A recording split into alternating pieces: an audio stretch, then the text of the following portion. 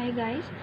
पिछली वीडियोस में हमने डिस्कस किया था कि अरिथमेटिक मीन क्या होता है और उसके साथ के डिफरेंट एग्जांपल्स, और हमने ज्योमेट्रिक मीन भी सॉल्व कर लिया था कि ज्योमेट्रिक मीन का जो फार्मूला क्या होता है और उससे रिलेटेड क्वेश्चंस कैसे सॉल्व करने हैं।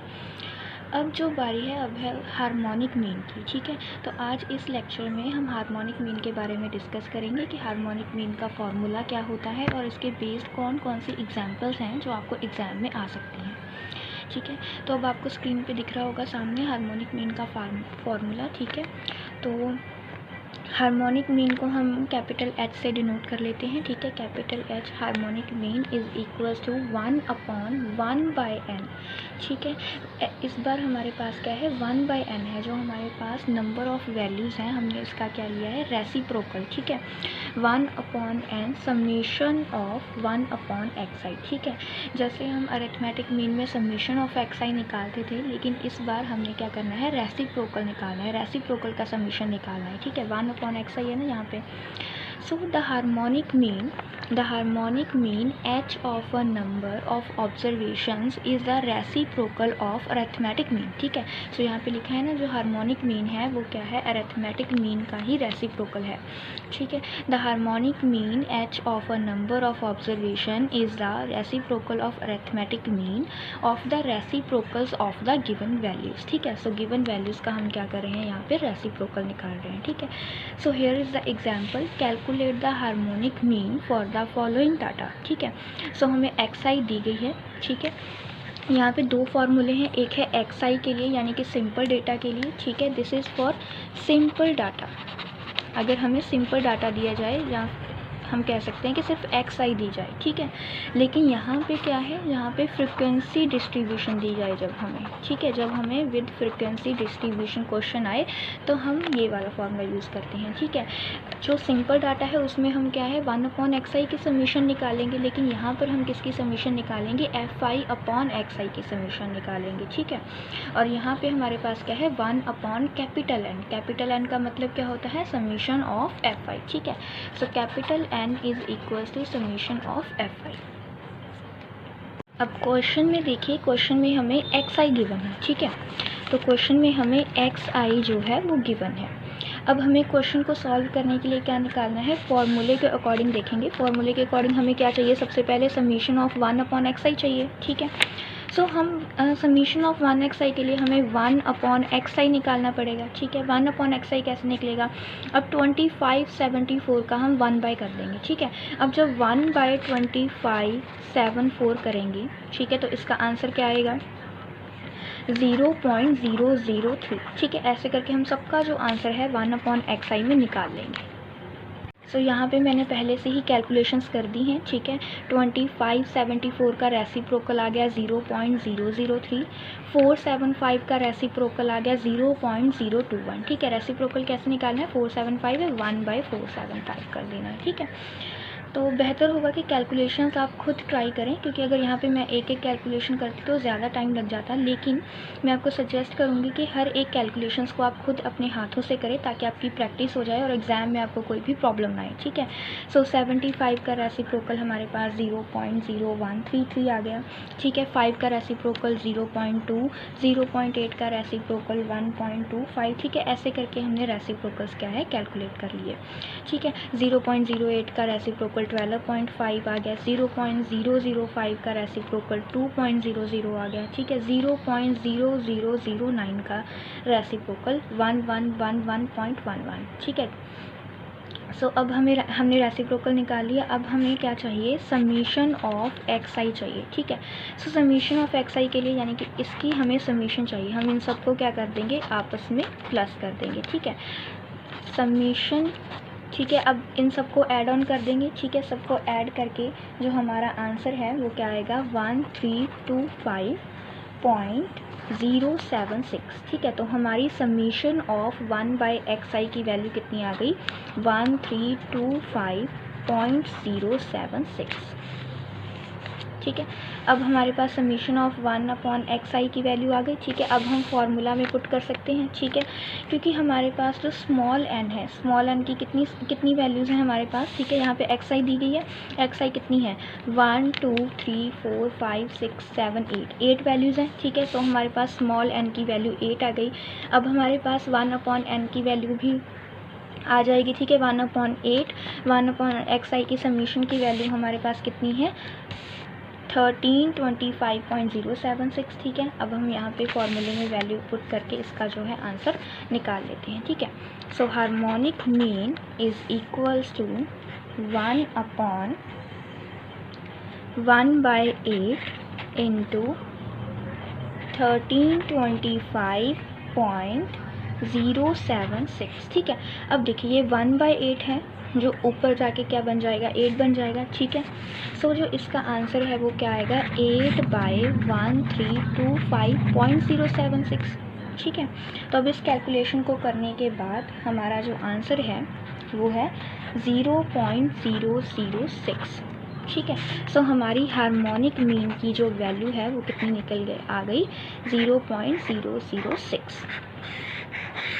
ठीक है, इजी था। हार्मोनिक मीन जो है बहुत ही इजी है, जैसे हमने ज्योमेट्रिक मीन किया था। ज्योमेट्रिक मीन थोड़ा सा टफ है क्योंकि उसमें हमने log x भी निकालनी है सबकी। ठीक है, फिर उसके बाद एंटी लॉग भी कैलकुलेट करना है, तो वो थोड़ा सा टफ हो जाता है। लेकिन हार्मोनिक मीन है वो बहुत ही ईजी है, इसमें कुछ ज़्यादा समझाने वाली बात नहीं है, बस सिंपल फार्मूला है, फार्मूले में वैल्यूज़ पुट करनी है एंड आपका जो आंसर है वो आ जाएगा। ठीक है, सो जो परेशानी है वो थोड़ी बहुत कैलकुलेशन में आ सकती है, तो कैलकुलेशन के लिए आपको प्रैक्टिस की ज़रूरत है। अब हम नेक्स्ट एग्जाम्पल देख लेते हैं, सेकंड एग्जाम्पल। सो हेयर यहाँ पे हमें क्लास इंटरवल्स दिए गए हैं। ठीक है, 0 से 10, 10 से 20, 20 से 30 एंड सो ऑन। तो ये तो मैंने पहले ही बता दिया था कि जब क्लास इंटरवल्स दिए जाते हैं तब हम xi कैसे निकालते हैं। जो क्लास इंटरवल की मिड वैल्यू होती है वही हमारी xi होती है। ठीक है, सो 0 से 10 के बीच की जो मिड वैल्यू है वो कितनी आएगी, 5। ठीक है, सो xi हमारी 5। ठीक है, 10 से 20 के बीच की 50, 20 से 30 की 25, 30 से 40 की 35, 40 से 50 की 45 एंड 50 से 60 की आएगी 55। ठीक है, सो xi आ गई हमारी। नेक्स्ट इज़ fi यानी कि फ्रीक्वेंसी तो हमें दी गई है। ठीक है, 10 है, 15 है, 75 है, 49 है, 81 है, 110 है। ठीक है, और फिर अब हमें क्या करना है, फॉर्मूले के अकॉर्डिंग। ठीक है, फॉर्मूले में हमारे पास क्या था, यहाँ पे हम देख लेते हैं। फॉर्मूले में हमारे पास था, अब हमें क्योंकि फ्रिक्वेंसी दी गई है तो समीशन ऑफ किसकी चाहिए, fi/xi। ठीक है, तो fi/xi के लिए पहले हम क्या करेंगे, 1/xi निकालेंगे। ठीक है, 1/xi। अब 1/5 कितना होता है, सो 1/5 इज 0.2। ठीक है, 1/xi हमारे पास 0.2 आ गया। हम सीधा ही fi/x निकाल लेते हैं। कैसे, अब 1/5 हमारे पास 0.2 होगा, 0.2 से हम fi मल्टीप्लाई कर देंगे। fi हमारे पास कितनी है, 10। ठीक है, 0.2 इंटू 10 हमारे पास कितना हो गया, 2 हो गया। ठीक है, fi/xi की एक वैल्यू हमारे पास 2 आ गई। अब नेक्स्ट है fi 15, xi भी 15। ठीक है, सो fi/xi कितना हो गया, 15/15 इज इक्वल्स टू 1। ठीक है, फिर नेक्स्ट है 75/25, 75/25 का आ जाएगा 3। ठीक है, फिर नेक्स्ट है हमारे पास 49/35। ठीक है, अब 49/35 का हमारे पास कितना आएगा, 1.4 आ जाएगा। ठीक है, तो ऐसे करके हम कैलकुलेट करके इसकी जो वैल्यूज़ हैं वो निकाल लेते हैं, 1.4, 1.8, 2.0। ठीक है, तो अब हमारे पास fi और xi की सारी वैल्यूज़ आ गई हैं। ठीक है, अब हमें क्या करना है, इसकी समीशन निकालनी है, समीशन ऑफ fi xi। ठीक है, अब इन सब का हम क्या करेंगे, प्लस कर देंगे। 2 + 1 इज़ 3, 3 + 3 इज़ 6। ठीक है, 6 + 2 इज़ 8। ओके, और 1.8 + 1.4 होता है हमारे पास 3.2। 3.2 में अगर 3.2 में 8 अगर हम जोड़ दें तो हमारे पास आ जाएगा 11.2। ठीक है, सो हमारी समीशन ऑफ fi/xi जो है कितनी आ जाएगी, 11.2। ठीक है। अब फॉर्मूले के अकॉर्डिंग था, जो फॉर्मूला था हमारा वो क्या था, 1 upon summation of F I by X I, और यहाँ पे था 1 अपॉन कैपिटल एन। ठीक है, यही फॉर्मूला था ना। ठीक है, तो अब हमारे पास n की वैल्यू, ठीक है, n क्या होता है, समीशन ऑफ एफ आई ना, यानी कि फ्रिक्वेंसी का एडिशन, 10 + 15 + 75 49 81 और 110। ठीक है, इन सबको अगर प्लस कर दे तो समीशन ऑफ एफ आई निकलता है, यानी कि जिसको हम n भी कह देते हैं, कैपिटल। ठीक है, तो इसकी वैल्यू हमारे पास कितनी आएगी, 340। ठीक है, तो समीशन ऑफ एफ आई है हमारे पास 340, यहाँ पे 340 पुट कर देंगे फॉर्मूले में। ठीक है, सो यहाँ पे करके दिखाती हूँ। ठीक है, तो फॉर्मूले में यहाँ पे आ जाएगा 1/340 summation of F I by X I की जो वैल्यू है वो हमारे पास 11.2 है। ठीक है, 11.2, और अब ये जो 340 है वो ऊपर चला जाएगा, 340 बाई 11.2। ठीक है, तो अब अगर हम इसे सॉल्व करें तो हमारा आंसर आएगा 30.357। ठीक है, तो हमारे हार्मोनिक मीन की जो वैल्यू है वो कितनी आएगी, 30.357। अब हमने देख लिया कि हार्मोनिक मीन का बेसिक फार्मूला क्या होता है सिंपल डाटा के लिए और फ्रीक्वेंसी डिस्ट्रीब्यूशन जब दी गई हो तब के लिए। ठीक है, अब जो हार्मोनिक मीन है उसमें एक टॉपिक और होता है एवरेज स्पीड का। ठीक है, एवरेज स्पीड फाइंड आउट करनी होती है हमें। So average speed find out करने के लिए भी हमारे पास 2 केसेस हैं।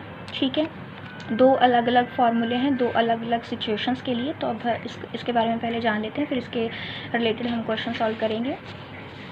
If equal distances are covered per unit of time. ठीक है, तो कह रहे हैं कि अगर इक्वल डिस्टेंस हम कवर करें, if equal distances are covered per unit of time with speeds equal to v1 v2 vn। ठीक है, सो वो बोल रहे हैं कि अगर हमने इक्वल डिस्टेंसेस को कुछ अलग अलग स्पीड्स में कवर किया है, then the average speed is given by the simple harmonic mean of v1 v2 vn। ठीक है, तो जो एवरेज स्पीड है वो सिंपल हार्मोनिक मीन से हम फाइंड आउट करेंगे। ठीक है, अब सिंपल हार्मोनिक मीन का जो फॉर्मूला था वो क्या था, 1 upon reciprocal of n and summation of reciprocal of values. ठीक है, सो हमारे पास जो स्पीड की वैल्यूज़ है यहाँ पे v1 v2 vn है। ठीक है, सो हमारी जो एवरेज स्पीड है वो क्या है, सिंपल हार्मोनिक मीन का ही फॉर्मूला होगा 1 अपॉन 1/n। ठीक है, यानी कि number of values, number of different speeds. ठीक है, and summation of all the speeds. ठीक है, जस्ट क्लियर।